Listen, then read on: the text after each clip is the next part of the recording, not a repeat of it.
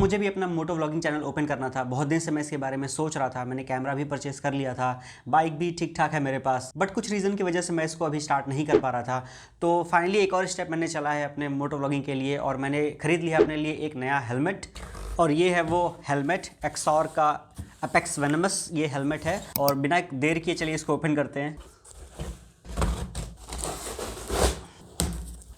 तो सबसे अच्छी बात ये है इसमें कि ये एक बैग के साथ आता है और बहुत ही कलरफुल टाइप का इसका स्ट्रैप दिया गया है। आप इसको कंधे पे टांग सकते हो, इस तरीके से आप इसको अपने कंधे पे टांग सकते हो। तो मैं निकालता हूँ अपने हेलमेट को, और ये हेलमेट बहुत ही ज़्यादा शानदार लगता है। ये कलर स्पेशली, ये डल ब्लैक कलर नहीं है, ये ब्लैक ग्रे मैट फिनिश के साथ आता है, और इसमें ये रेड कलर के कुछ डिज़ाइंस बने हुए हैं। मेरी बाइक भी रेड एंड ब्लैक में ही है, तो ये मेरे बाइक के लिए बहुत सूटेबल था। मैंने गूगल के जेमिनी से पूछा था कि मेरी बाइक के लिए कौन सा कलर बेस्ट रहेगा, तो एक कलर का ऑप्शन ये था और दूसरा ग्रीन था, क्योंकि ग्रीन थोड़ा कंट्रास्ट हो जाता है। बट मैंने मैचिंग कलर ही प्रेफर किया, तो मैंने इसको ऑर्डर कर लिया। और इसको ऑर्डर करने के बाद मुझे कोई गिला शिकवा नहीं है, ये कलर मुझे बहुत पसंद है। पता नहीं कैमरे में ये कैसा शो कर रहा है, बट ये है बहुत अच्छा। तो पहले देख लेते हैं इसके साथ कुछ और भी चीज़ें मिलती हैं। टैग लगा हुआ है इसमें, इसको निकाल लेते हैं। और ये प्लास्टिक में कुछ स्टिकर्स मिले हैं, इस स्टिकर को भी खोल के देख लेते हैं।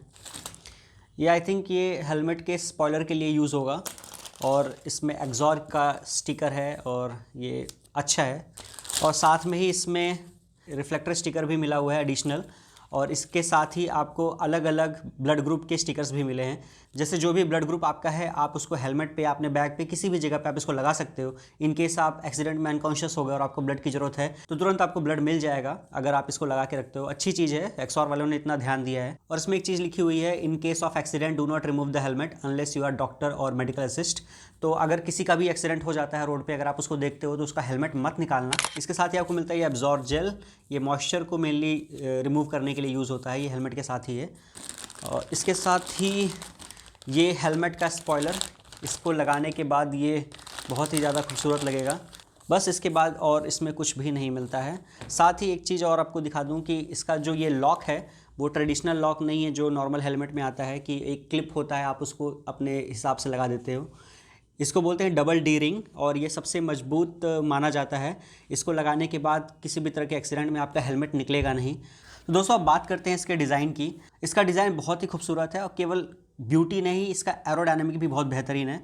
और ये हाई स्पीड पे ये वॉबल नहीं करता है। मेरे पास एक हेलमेट है, अभी मैं आपको दिखाऊंगा, वो हाई स्पीड पे, हाई स्पीड भी नहीं, वो 70 तक भी मैं जाता हूँ तो वो मुझे पुश करता है, कभी लेफ्ट कभी राइट। तो मुझे एक अच्छे हेलमेट की ज़रूरत थी, इसलिए मैंने इसको चूज़ किया। मेरे पास एक और भी ऑप्शन था, बट इसकी डिज़ाइन मुझे बहुत ज़्यादा पसंद थी। बात करते हैं इसकी कुछ डिटेल की। फ्रंट में एक्सॉर की बैजिंग बहुत अच्छी लगती है इसमें, और साथ में ये जो वेनमस पीछे लिखा हुआ है ये बहुत ही बेहतरीन डिज़ाइन लगता है। तो यहाँ पर आपको वेंटिलेशन के लिए मिलता है दोनों ही साइड पे, आप इसको जो है वेंटिलेशन यहाँ से आप ऑन ऑफ कर सकते हो।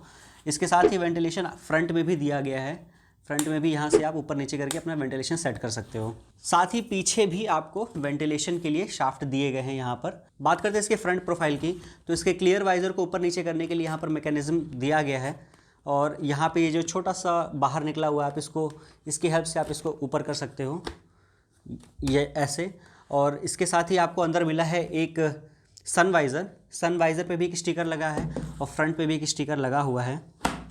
और यहाँ पर साइज़ भी मेंशन है, यहाँ पर एल पे ये येलो ग्रीन कलर में ये डॉट बना हुआ है, तो इसकी साइज़ एल है। तो इसका स्टिकर हम फिलहाल इसको निकाल सकते हैं। ये फ्रंट का स्टिकर निकल गया है, इसकी ज़रूरत नहीं है, ये लगा के रखोगे तो दिखेगा ही नहीं, तो इसको निकालना ज़रूरी है। इसके बाद इसके अंदर भी स्टिकर लगा हुआ है, आप इस स्टिकर को भी निकाल लेना, इसकी कोई नीड नहीं है। अंदर स्टिकर इसलिए लगा था क्योंकि इसमें पिन लॉक सिस्टम है। पिन लॉक किसी तरह का लॉक नहीं है, एक तरह का मैकेनिज्म है, एक पार्ट इसमें लगा रहता है वाइज़र में, जिससे कि फॉग जनरेट नहीं होता। ठंडियों में जब हम एक्सेल करते हैं हेलमेट के वाइज़र को पूरा नीचे करके, तो वाइज़र पे फॉग आ जाता है, वो फॉग की वजह से हमें दिखाई नहीं देता है। तो उस केस में ये पिन लॉक काम करता है। बहुत सारे हेलमेट में जो नॉर्मल यूज़र यूज़ करते हैं उसमें पिन लॉक सिस्टम नहीं होता है, बट इसमें पिन लॉक है। तो इसलिए भी थोड़े महंगे हेलमेट यूज़ करने चाहिए कि विंटर में आपको इतनी ठंडी हवा में अपना वाइज़र ओपन करने की ज़रूरत ना पड़े और आप आराम से बाइक राइड कर सको। और दूसरी चीज़ की ये वाइज़र पतला नहीं है। कई सारे हेलमेट होते हैं जो नॉर्मल, उसमें ये बहुत पतला होता है, उस पतले होने की वजह से ये अक्सर टूट भी जाता है, बट इसकी क्वालिटी बहुत अच्छी है। अंदर जो सनवाइज़र दिया है इस पर भी एक स्टिकर है, इस स्टिकर को भी निकाल देना चाहिए, तो मैं उसको अभी निकाल दे रहा हूँ। और ये ब्लैक कलर का सनवाइज़र है और ये बहुत खूबसूरत लगता है। जब आप इसको बंद करोगे तो आप देख सकते हो कि ये बहुत ही ज़बरदस्त लग रहा है। एक्सॉर के हेलमेट की एक प्रॉब्लम आप कह सकते हो कि इसमें जो व्यूइंग एंगल होता है वो बहुत ज़्यादा नहीं है। आप देख सकते हो कि बहुत ज़्यादा नहीं है। और अंदर के सनवाइज़र को ऑपरेट करने के लिए साइड में मैकेनिज्म दिया हुआ है। यहाँ पर आप इसके थ्रू इसको ऊपर नीचे कर सकते हो। ये देखो, ये ऊपर नीचे हो रहा है। आपसे एक रिक्वेस्ट है कि आप इसको बिना वजह ऊपर नीचे मत करना, क्योंकि ये जो मैकेनिज्म है वो अंदर से गया रहता है। उसमें एक स्प्रिंग होती है, वो स्प्रिंग अक्सर टूट जाती है या ढीली हो जाती है। उस स्प्रिंग से इसका अटैचमेंट निकल जाता है। तो अगर आपको ज़रूरत हो तो ही आप उसका यूज़ करो, अदरवाइज सिंपली आप क्लियर वाइज़र ही यूज़ किया करो। और एक चीज़ मैं बताना भूल गया कि ये dot and ECE 22.06 certified helmet है। साथ ही ये ISI सर्टिफाइड भी है। तो अगर आप कोई ऐसा हेलमेट लेते हो जो ISI सर्टिफाइड नहीं है, डॉट सर्टिफाइड है, ECE सर्टिफाइड है, तो भी आपका चालान कट जाएगा, क्योंकि जो पुलिस वाले होते हैं वो ISI मार्क जरूर देखना चाहते हैं। तो ये ISI सर्टिफाइड है। साइड में आप देख सकते हो कि यहाँ पर तो ये कंप्लीट पैकेज है सेफ्टी के लिए। वन शेल डिज़ाइन है और इसके जो भी पैडिंग है वो रिमूवेबल है, तो आप इसको निकाल सकते हो टाइम टू टाइम। दोस्तों, इसके पहले मैं ये वाले हेलमेट यूज़ करता था और ये डिज़ाइन में भी बहुत अच्छे लगते थे। ये भी आप देखोगे थोड़े से रेड एंड ब्लैक में है और इसमें मोटो व्लॉगिंग पॉसिबल नहीं थी कई रीजंस की वजह से। पहला रीज़न ये था कि ये आगे बहुत ज़्यादा शार्प है, तो इसमें जो चिन माउंट आते हैं जो स्टिक कर जाते हैं वो इसमें नहीं लगता है। इसमें केवल वो बैंड वाले जो ट्रायंगल बैंड वाले होते हैं वही लग सकते हैं, और वो भी प्रॉपर्ली नहीं लगते हैं क्योंकि वो आगे का हिस्सा बहुत ही सॉलिड टाइप होता है, तो प्रॉपर्ली बेंड नहीं हो पाता है, इसमें अटैच नहीं हो पाता है। वो बहुत ही ऑड सा लगता है। मैंने कोशिश की थी।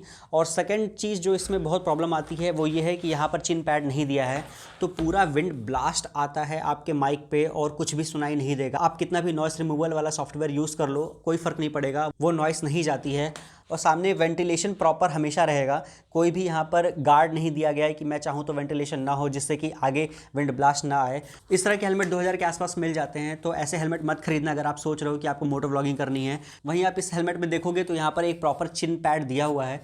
यहाँ फ्रंट में आप माइक अटैच कर सकते हो। साइड में यहाँ पर स्पीकर पॉकेट भी दिया गया है। स्पीकर पॉकेट की ज़रूरत खैर अभी आपको नहीं पड़ेगी अगर आप बहुत ही लॉन्ग ड्यूरेशन के आप मोटो व्लॉगिंग नहीं करते हो तो, क्योंकि लॉन्ग ड्यूरेशन में आपको अक्सर मोबाइल की ज़रूरत पड़ेगी, तो आपको इंटरकॉम लगाना पड़ता है। उस केस में आपको स्पीकर पॉकेट की ज़रूरत पड़ती है। उस वाले हेलमेट में स्पीकर पॉकेट नहीं था, इसमें स्पीकर पॉकेट है। ओवरऑल ये कंप्लीट हेलमेट है। मैंने AI से पूछा था कि अगर अंडर 5000 अगर कोई हेलमेट चाहिए जो मोटो व्लॉगिंग के लिए बेस्ट हो तो कौन सा हो सकता है, तो ये सेकंड नंबर पर था। फर्स्ट नंबर पे SMK का हेलमेट था। दोनों में फ़र्क ये पड़ेगा कि उसमें जो विंड ब्लास्ट आता है वो कम आता है इसके कंपैरिजन में, बट SMK का डिज़ाइन मुझे पसंद नहीं था। मुझे डिज़ाइन इसी का ही पसंद था, तो इस वजह से मैंने इसको प्रीफर किया। प्राइस में बहुत ज़्यादा डिफरेंस नहीं है, बट ये ज़्यादा बेहतरीन लगता है मुझे एज़ कम्पेयर टू SMK। अगर बात करें इसके साइज़ और फिटिंग की, तो मेरा जो ओल्ड हेलमेट था वो 57 सेंटीमीटर साइज़ का मैंने लिया था, M साइज़ का, और वो मुझे थोड़ा सा टाइट पड़ता था, हल्का सा टाइट पड़ता था। और ये जो हेलमेट मैंने लिया है ये L साइज़ का है, 58 सेंटीमीटर, और ये सफिशिएंट टाइट है मेरे हेड पे। तो आप जिस भी साइज़ का हेलमेट पहनते हो उससे आप एक साइज़ ऊपर का ही लेना अगर आप ये हेलमेट परचेस करते हो तो। ये मुझे पड़ा अराउंड 4300 में। प्राइस थोड़ी ऊपर नीचे होती रहती है। अगर आपको ये 4500 के अंडर मिल जाता है तो आप ले लो, उससे ऊपर का मिलेगा तो मत लेना। इसका लिंक मैं डिस्क्रिप्शन में दे दूंगा, वहाँ से आप इसको परचेस कर सकते हो। मैं जल्दी अपना मोटो व्लॉगिंग सेटअप बना के दिखाऊंगा कि मैं कैसे यूज़ करता हूँ और क्या क्या चीज़ें यूज़ करता हूँ, क्या चीज़ वेस्ट है क्या नहीं है। तो अभी के लिए जो नहीं खरीदना है आपको वो ये है कि इस तरह के हेलमेट नहीं खरीदना है जिसमें नीचे चिन पैड ना हो और आगे शार्प V शेप का डिज़ाइन हो, जो कर्व हो आपको वही लेना है और चिन पैड के साथ लेना है। और आपको ये भी ध्यान रखना है कि बहुत ज़्यादा विंड ब्लास्ट ना आए। आप इससे नीचे के हेलमेट में भी जा सकते हो, बट ये दो चीज़ आप ज़रूर ध्यान रखना। अब इसको लगा के देख लेते हैं कि ये लगता है कि नहीं।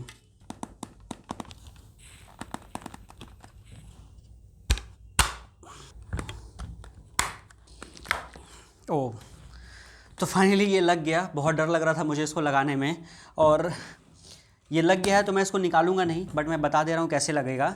आपको जो ये सिस्टम था उसका बीच वाला हिस्सा पहले लगाना है और सेंटर में ही लगाना है जहाँ पर उसके होल्स बने हुए हैं दोनों, और एक साथ आप उसको लगा के ज़ोर से पुश करना तो वो अंदर फिट हो जाएगा। ऐसे प्रेस करोगे तो नहीं हो पाएगा, ग्रिप नहीं बनती है उसको प्रेस करने के लिए। तो जब बीच वाला हिस्सा फिट हो जाएगा तो फिर साइड वाले हिस्से अपने आप वहाँ तक पहुँच जाएंगे डिस्टेंस तक, और आप वहाँ ले जाके उसको कस के दबा दोगे तो ये फिट हो जाएगा। तो इस तरह से ये इसका डिज़ाइन बन जाता है। बहुत ही अच्छा एरोडायनेमिक्स इससे बनता है, और हाई स्पीड पे भी ये आपका हेड वॉबल नहीं करेगा, इधर उधर खिसकेगा नहीं। तो ये कंप्लीट हो गया है। आप चैनल को सब्सक्राइब जरूर कर लेना, क्योंकि मैं सिर्फ मोटो व्लॉगिंग के वीडियो नहीं लाऊंगा। मैं अक्सर ट्रैवल करता हूँ तो ट्रैवल वीडियोस भी आएंगी अच्छी और बहुत सारी इन्फॉर्मेशन भी आपको मिलते रहेंगे। तो दोस्तों फिर मिलते हैं नेक्स्ट वीडियो में, तब तक के लिए करते हैं इस वीडियो का एंड। गुड बाय, जय श्री राम, जय हिंद।